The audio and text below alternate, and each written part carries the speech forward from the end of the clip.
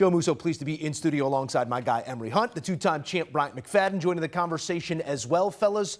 Comprehensive effort once again from the Green Bay Packers. Jeff Hafley's group flying around on defense, balanced approach on offense. What jumps off the tape first at you? Green Bay wasn't really threatened deep by anything Washington was trying to throw at them. So they just stayed in shell coverage. They were able to play everything in front of them, rallied up, made a tackle, got off the field, did a great job on third down. Keyshawn Nixon had the best night of all the defensive backs. He was lockstep with all these wide receivers and did a fantastic job in playing through the football. So defensively, it was a great game, and offensively, I thought it was an even better game, in my opinion, from the tight ends. You got chunk plays from Tucker Kraft and Luke Musgrave, which helped open things up on the outside. So total team effort for Green Bay, but that defense and how they played this Washington offense, along with those tight ends, really impressed me. For the second straight week in a row for the Packers, great complimentary football. You talked about the stout defense led with a great running game by Josh Jacobs. They're just playing football the good old-fashioned way, man, the right way. Running the football well, making things difficult for opposing passers, opposing offenses, and that's what we saw. And you need to get accustomed to seeing this, especially from the Green Bay Packers defensively, because it's going to get uglier. Remember, Micah Parsons is not in football shape just yet. He's still in the midst of a pitch count. What happens when he's fully conditioned, fully ready to go to be able to get all the opportunities that he has missed because of the pitch count? So it should be, if they stay healthy, my goodness, man, it could be a fun ride for the Green Bay Packers and a difficult ride for whoever they face off against, especially opposing quarterbacks. You know, games aren't decided in 30 minutes, but so much of this game was dictated in that first half. Mac, to what you're saying there, Micah Parsons was on the field quite often because the Commanders kept finding themselves in those Micah Parsons type downs, third and long situations. The offensive play calling seemed to be a little off kilter. The defensive want to, not necessarily there either. I just want your take here on Washington's effort on this night, for lack of a better term, Mac. It seemed like tackling being an exercise in will, the will wasn't there early. It seemed like they didn't have a game plan, especially on the offensive side. You talked about seeming to be a bit slow. The chemistry was never there. It starts and it stops with the running game, right? You look at their top three rushers. You got JCM, 17 yards. Austin, 17 yards. Jayden Daniels, 17 yards. As a team, they averaged 2.7 yards per rush. That is losing football, especially when you're playing against a defense that has an abundance of pass rushers. So what happened, Joe, Emory, they were losing first down. A win offensively for first downs, on first down, is 4 or more yards. That's a win. But when you're averaging under 3 yards per carry, you're in long second down situations. You're in long third down situations, and now you allow those pass rushers to do what? Peel their ears back. Joe, you said something before we came on camera about the decision to trade Brian Robinson Jr. Now, at the time, of course, before the injury to Austin Ekeler, it still was a bit confusing to me because Brian Robinson provided an element in their backfield that they no longer have in terms of a bigger back that can lean on opposing defenders. That's what he did. The way they coexist, Brian Robinson and Austin Ekeler really made their running game take off a year ago. So now when you look at the injury, the lack thereof at depth, man, they got to find a way to run the football because just being a one-trick pony will not get you far in the National Football League. Ekeler featured early in this one. We didn't see Ja'Cory Krosky-Merritt until the second quarter. Ekeler was the feature back in that offense. He goes down with a non-contact Achilles injury per the team. No further information on the extent of it, but that's usually a binary 0 or 1 hurt or not. And we're hoping for the best there for Ekeler, but it did not look good. Moving forward, that run game, they got outgained $135 to 51 in this game. A huge indicator of where the final score is going to be. How do you get that going when you have such a talented +1 in the run game in your quarterback without just saying, Jayden, go find us the 100 yards rushing? You either got to get him going, running the football with his legs, some design QB runs, which you don't want to do for Jayden Daniels because he can do it on his own. I think he's a better scrambler than he is a designed run guy. And also, you have to hit some short passes. They average, 3.9 yards a pass? That's not going to get it done either. If this was a college football game, Jeff Hafley's Boston College team beats Cliff Kingsbury Texas Tech squad. So this was a masterclass of defensive coverage and defensive scheme against Cliff Kingsbury. They couldn't hit the short passes. They could not run the football, and nothing worked for them offensively, and Green Bay did what they wanted. So if you're going to try to get things going in the run game, you either are going to have to, what we talked about earlier in the week, Joe, allow Jayden Daniels to call plays from the line of scrimmage, go up-tempo to dictate the terms and not allow Green Bay to dictate,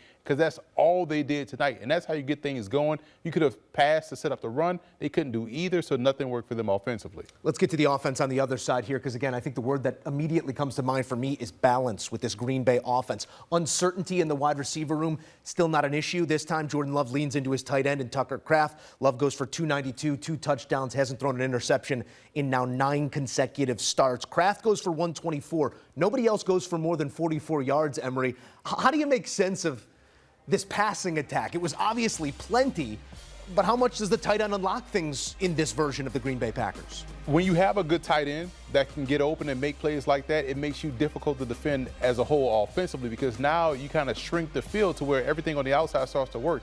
They went on 2 90-plus yard drives. That right there allowed them to get into any kind of groove they wanted to get into. And when you have 2 tight ends like they have, they were able to really balance the offense out. They got inside the red zone. There was 3 or 4 inside the red zone. That's why they were able to come away with those, or pay off those long 90-plus yard drives. So when you have a Tucker Kraft, and now next week's opponent is going to come in and try to game plan for him, well, guess who's going to eat? These receivers out on the perimeter. So when they have these healthy weapons like B-Mac talked about, if they're out there healthy on the perimeter, we saw Savion Williams get a touch and, show some creativity. That's something to keep your eye on down the line, along with the efficient running game. So they haven't been explosive yet, but they were pretty doggone consistent, which got them to win. And see, that's the luxury that Matt LaFleur has in the midst of his offense when you talk about the passing game. It's not like they're Destiny Child where you just have Beyonce and that's it. No, they're like New Edition, where any given time someone can be the lead singer for that particular song and they can still do numbers. So tonight, it was Tucker Kraft. Next week, it could be Matthew Golden. Who knows? But that's a great luxury to have, because they have so many guys that any given moment, they can take that mic and go ahead and bring the song in, take it all the way home, and have all of us dancing from start to finish. And guess who was the lead singer tonight? It was Tucker Kraft, and he did a great job. Man, make sure you go get some cheese and wine. Where they going to have to cool it now, though? It's those 10 penalties for 77 yards. You just wanted to get I that. wanted to get that reference in there. He brought up New Edition. I had to get that reference in. I wasn't going to stand for the disrespect of Kelly Rowland, but we do have a show to do. So maybe let's go like this. If Week 1 was their hit single, the Green Bay Packers, this was a follow-up album, and it's been a statement made in each one of these instances. The Lions in Week 1 to say, North runs through us, and then what we thought preseason would be an NFC contender in the Washington Commanders, and they handle them with little issue either, Mac. What sort of statement do you take away from this first 2 weeks of the season, this first 10 days of the season for the Green Bay Packers? They're opening a lot of eyes in the National Football League. But what I want to see, Joe Emory, is the same dominance, the same production at home. I want to see this travel, right? That's what I want to see. Because when you're talking about being a championship team, what you do at home, it follows you. Now, they have the recipe to have success on the road. Great defensive play and running the football. But I need to see, because to your point, both games, Week 1 and Week 2, Lambeau Field, outstanding atmosphere, electric atmosphere. But let's see this same production go on the road. And I'm not saying that I don't think they can do it, but those are the things I want to see. And the last thing I like to say, too, in terms of moving forward, Emory, key nugget, the penalties. They left a lot of points on the scoreboard. They left a lot of points on the scoreboard. It seems like at times they kind of start playing with their food. Luckily, they got a great defense that was able to bail the offense out in moments because of penalties. But when they're playing against a better collective team that has legit championship aspirations with veteran experience in the backfield throughout their playmaker positions, those things can really come back to haunt you. But right now, in 2 weeks of play, the NFC North, I understand there's still a lot of football left to be played, but it seems like Green Bay, they're starting to state their claim to be the kings of the North in the NFC. It's funny because if we're looking at this from the preseason perspective, we were looking at the Lions and Commanders as 2 potential playoff teams to get back in there, right? So we saw them take care of business there. I think the biggest game on the schedule so far will be this Browns game. We know the Browns don't have the dynamic passing game. We know the Browns may not be a good team collectively by the end of the season. So how disciplined can you be? And to B-Mac's point, the penalties. How can you clean up those mistakes, tie up those loose ends? Can you come out and play a clean, disciplined game against a team you are technically supposed to beat? And that's going to be what we're going to watch for. We'll learn a lot more about what lies ahead for Green Bay long term with how they handle week 3, because you could be sitting up there resting on your laurels after beating both last year's playoff participants. But if you come out there and lay an egg versus the Browns, therein lies, well, we can't trust you until you prove otherwise. A couple of points well taken there. Let's see it on the road now. Let's see how you respond to a matchup where you're likely going to be once again favored, but that is 2 wins against teams that totaled 27 wins a season ago in the Lions and in the Commanders, each one of them reaching the NFC title game over the last 2 years, exactly where Green Bay is trying to get back to. A lot of work between now and then, but these first couple work samples have been pretty sharp. If Green Bay's making us say, wow, maybe Washington's making us say, after this one, even the win in week 1 over the Giants, they spent about 2 hours pushing their food around. You walk away with what level of concern from this road loss for Washington? Washington doesn't have any explosiveness. They lack the explosiveness that they had last year. And a lot of that was Jayden Daniels being Jayden Daniels in critical moments, right? But when you look at individual talents around him, you say, okay, well, who are the threats? Who are the vertical threats? Who's going to scare you to get you up out of that shell coverage? They didn't have that tonight. And teams are going to say, well, wait a minute. If they don't have anyone that can threaten us deep down the field, man, we'll sit there and cover 4 and just drive on the football and make plays in the open field. So they're going to have to find some ways to either generate explosive plays or find other explosive players that are out there in free agency or guys they can go make a trade for, because right now they have good players, but they lack explosive players, if you understand what I'm saying. Well, to your concern, Emory, about having a downfield presence, they have one on the team. He was their down the field presence last year. He's just not in any football shape, and that's Terry McLaurin.